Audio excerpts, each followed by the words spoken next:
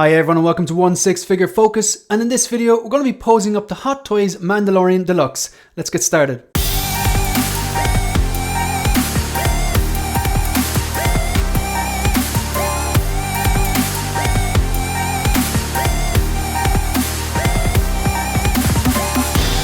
So this is episode number 3 of Figure Focus, where I take a figure from my collection, pose it up in a few different ways so you get an idea of what it could look like on your shelf. Maybe you don't have it and you're considering picking it up, or maybe you do have it and you're just looking for some posing inspiration.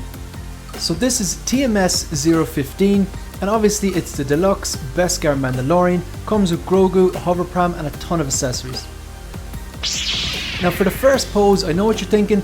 This is not the Beskar Mandalorian, you're absolutely right. This is the OG Mandalorian. This is the first version of the Mandalorian that Hot Toys released or announced, and it's from the look of the Durasteel Mandalorian, or Durasteel armor from season 1 of the Mandalorian. Obviously comes with his traditional kind of iconic blaster at this stage. Has a blaster there on the right hand, has the rifle on the back just above the cape, and of course this Grogu here, this didn't come with this. The Grogu comes with TMS015, the deluxe version, and it has the little mudhorn necklace too.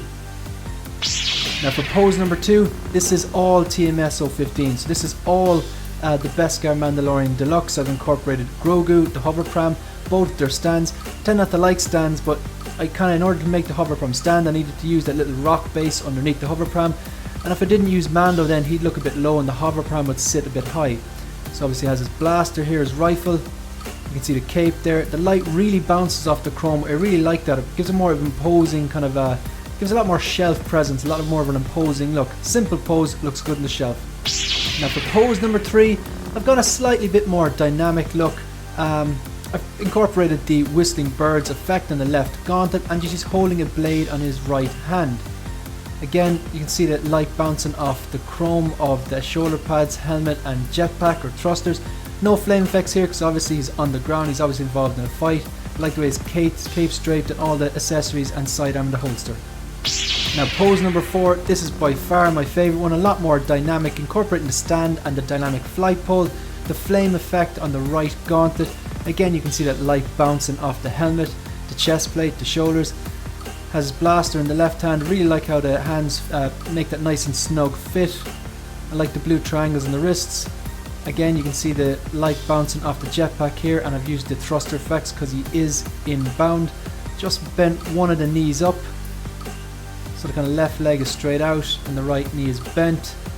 And then just kind of like, I'm not an expert poser, but like if you're just a little tip I find useful is if he has a blaster or something, he's shooting something, then you should line up the visor with the line of sight. It just makes sense that he's looking at what he's blasting at.